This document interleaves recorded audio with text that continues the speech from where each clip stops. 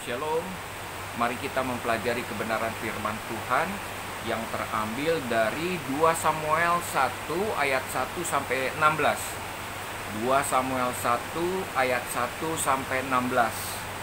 Kali ini kita akan membahas perikop yang cukup panjang tentang Daud yang begitu menghormati Saul. 2 Samuel 1 ayat 1 sampai 16. Saya akan bacakan. Setelah Saul mati dan ketika Daud kembali sesudah memukul kala orang Amalek dan tinggal 2 hari di Ziklag, maka datanglah pada hari ketiga seorang dari tentara dari pihak Saul dengan pakaian terkoyak-koyak dan tanah di atas kepala. Ketika ia sampai kepada Daud, sujudlah ia ke tanah dan menyembah. Bertanyalah Daud, "Dari manakah engkau?" Jawabnya kepadanya, "Aku lolos dari tentara Israel." Bertanyalah pula Daud kepadanya, "Apakah yang terjadi? Coba ceritakan kepadaku." Jawabnya, "Rakyat telah melarikan diri dari pertempuran, bukan saja banyak dari rakyat yang gugur dan mati, tetapi Saul dan Yonatan anaknya juga sudah mati."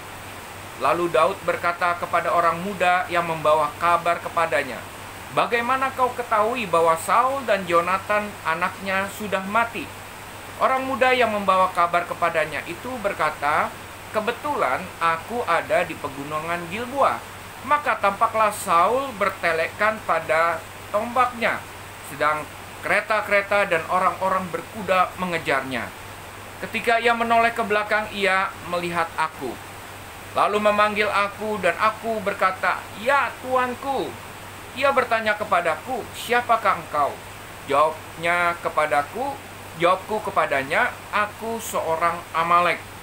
Lalu katanya kepadaku, "Datanglah kemari dan bunuhlah aku, sebab kekejangan telah menyerang aku, tetapi aku masih bernyawa." Aku datang ke dekatnya dan membunuh dia, sebab aku tahu ia tidak dapat hidup terus setelah jatuh.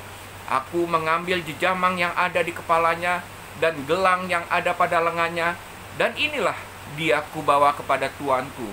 Lalu Daud memegang pakaiannya dan mengoyakkannya. Semua orang yang bersama-sama dengan dia berbuat demikian juga, dan mereka meratap dan menangis dan berpuasa sampai matahari terbenam karena Saul, karena Yonatan anaknya, karena umat Tuhan, dan karena kaum Israel, sebab mereka telah gugur oleh pedang. Kemudian bertanyalah Daud kepada orang muda yang membawa kabar itu kepadanya, "Asalmu dari mana?" Jawabnya, "Aku ini anak perantau, orang Amalek." Kemudian berkatalah Daud kepadanya, "Bagaimana? Tidakkah engkau segan mengangkat tanganmu memusnahkan orang yang diurapi Tuhan?" Lalu Daud memanggil salah seorang dari anak buahnya dan berkata, "Kemari, paranglah dia." Orang itu memarangnya sehingga mati.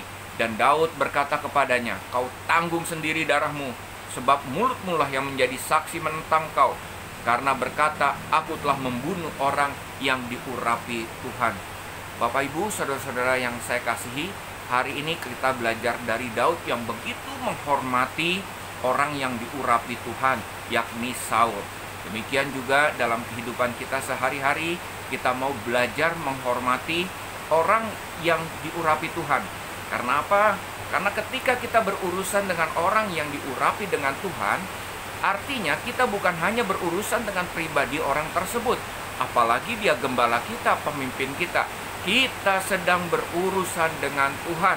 Karena orang yang diurapi Tuhan adalah orang yang dipilih oleh Tuhan, orang yang benar-benar Tuhan kehendaki untuk menjadi alat bagi kemuliaan Tuhan. Itulah orang yang diurapi Tuhan.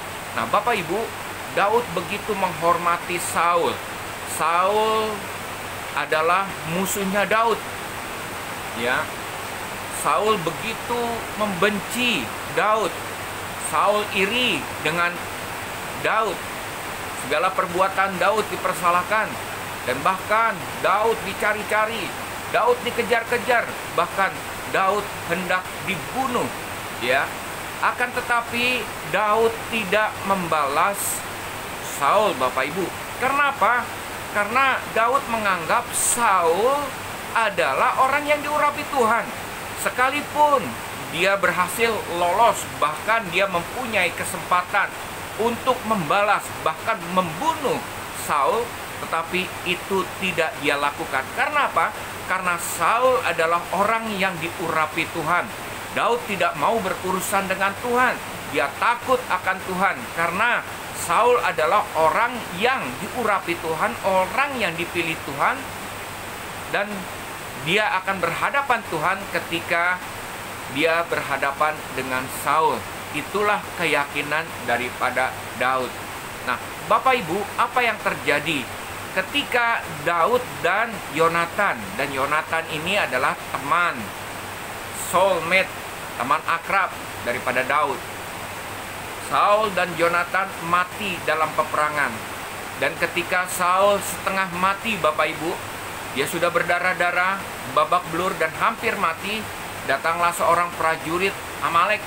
Lalu kemudian Saul menyuruh orang Amalek itu, tentara muda itu, untuk membunuh Saul. Dan tentara itu menuruti permintaan dari Saul. Dan hal ini diberitahukan kepada Daud. Nah, apa yang terjadi? Ketika Daud mengetahui bahwa orang Amalek itu membunuh Saul, maka Daud begitu marah terhadap tentara tersebut karena menganggap tentara tersebut telah membunuh orang yang diurapi Tuhan. Dan pada akhirnya orang yang membunuh Saul tersebut akhirnya dibunuh oleh Daud. Seharusnya, kalau menurut saya, seharusnya Daud berterima kasih kepada orang Amalek tersebut karena dia sudah membalaskan dendamnya kepada Saul. Tapi Daud tidak lakukan tersebut. Karena apa? Daud tidak dendam kepada Saul. Daud tidak berkeinginan untuk membunuh Saul, Bapak Ibu. Sekalipun dia mempunyai banyak kesempatan untuk membunuh Saul, tapi itu dia tidak lakukan karena dia begitu menghormati Saul. Dan ketika juga dia mengetahui bahwa Yonatan pun mati, sedihlah Daud dan tentara-tentaranya oleh karena Saul dan Yonatan ini meninggal. Bapak Ibu, bukan hanya Saul dia dihormati oleh Daud, bahkan Yonatan, lalu kemudian Mefiboset, anaknya Yonatan pun, sekalipun Mefiboset ini adalah orang yang tidak berguna buat Daud karena pincang, lalu kemudian dia memusuhi Daud, membela musuhnya Daud, Bapak Ibu.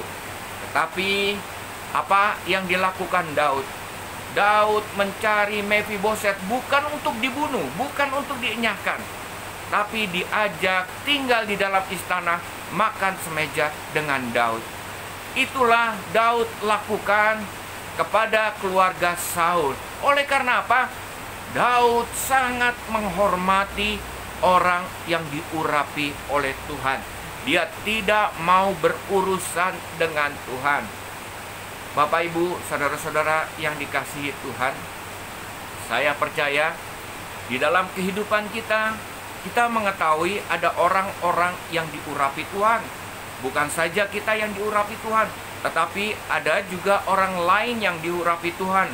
Mungkin itu gembala, pemimpin rohani kita, ya, dosen kita, atau guru kita adalah orang-orang yang diurapi Tuhan, orang-orang yang dipilih Tuhan di dalam kehidupan kita untuk menjadi pemimpin rohani di dalam kehidupan kita. Dan orang-orang yang seperti itulah yang harus dihormati.